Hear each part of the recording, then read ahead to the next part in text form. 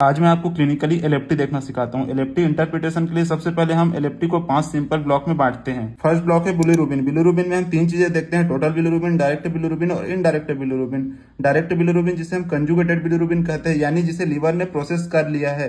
Unconjugated bilirubin यानी indirect, जिसे liver ने अभी तक प्रोसेस नहीं किया है। इसका नॉर्मल रेंज तो आपको पता ही है, 0.1 से 0.3 और इनडायरेक्ट नॉर्मल रेंज है 0.2 से 0.8। इसमें हमें ध्यान में ये रखना है कि यदि इनडायरेक्ट बिलिरुबिन बढ़ा है तो वह प्री हेपेटिक प्रॉब्लम के अंतर्गत है, यदि डायरेक्ट बिलिरुबिन बढ़ा है तो वह पोस्ट हेपेटिक प्रॉब्लम के अंतर्गत है। इसमें हम ध्यान रखेंगे कि यदि डायरेक्ट बिलिरुबिन बढ़ा है तो वह किसी ऑब्स्ट्रक्शन के कारण, हिपेटाइटिस के कारण या कोलेस्टाइटिस के कारण बढ़ा हो सकता है। यदि इनडायरेक्ट बिलिरुबिन बढ़ा है तो किसी हीमोलिसिस के कारण या क्लिपर्ट सिंड्रोम में बढ़ा मिलता है। सेकंड ब्लॉक में हम लीवर की हिपेटोसेलुलर इंटेग्रिटी देखेंगे। इसमें मेनली 2 चीजें आते हैं, एसजीपीटी और एसजीओटी, यानी एएलटी और एएसटी। एएलटी में एल से आप याद रखेंगे लीवर, यानी जो लीवर के ज्यादा स्पेसिफिक है। एसजीओटी जो लीवर स्पेसिफिक होने के साथ या हार्ट और मसल स्पेसिफिक भी होता है। इसमें मोस्ट इंपोर्टेंट आता है क्लिनिकल सिनेरियो, जिसमें हम एसजीओटी और एसजीपीटी का रेशियो देखते हैं। यदि एएलटी एएसटी से ज्यादा हो, यानी एसजीओटी एसजीपीटी रेशियो 1 से कम हो, तो मोस्ट प्रोबेबली वायरल हिपेटाइटिस और फैटी लिवर की कंडीशन में होता है।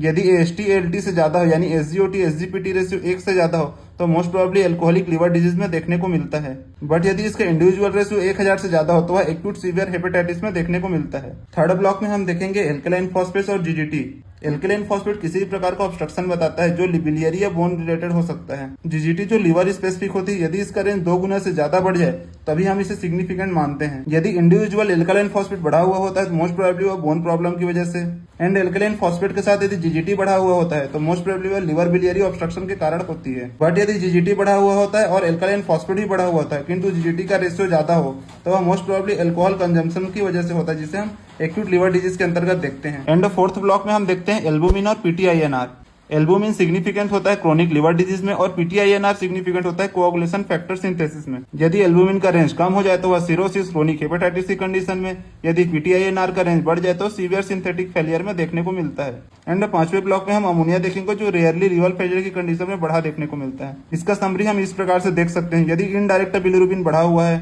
तो हिमोलाइसिस या लिबर्ट सिंड्रोम की कंडीशन में, यदि डायरेक्ट बिलिरुबिन बढ़ा हुआ है तो और किसी प्रकार का ऑब्स्ट्रक्शन जैसे स्टोन या ट्यूमर की कंडीशन में, हेपेटाइटिस की कंडीशन में हो सकता है। एएलटी एएसटी से ज्यादा हो, दोनों बढ़ा हुआ हो तो वायरल हिपेटाइटिस की कंडीशन में, जिसका रेशियो 1 से कम होता है। यदि एएसटी बढ़ा हुआ होता है, एएलटी से ज्यादा होता है किंतु, तो वह एल्कोहल हेपेटाइटिस की कंडीशन में, जिसका रेशियो 1 से ज्यादा होगा। यदि एल्कलाइन फॉस्फेट बढ़ा हुआ है विद जीजीपी बढ़ा हुआ है तो मोस्ट प्रोबेबली ऑब्स्ट्रक्टिव जॉन्डिस की कंडीशन में या कोलेस्टाइटिस की कंडीशन में हो सकता है। यदि एल्बुमिन कम है और पीटीआईएनआर बढ़ा हुआ है तो सिरोसिस या लिवर फेलियर की कंडीशन हो सकती है।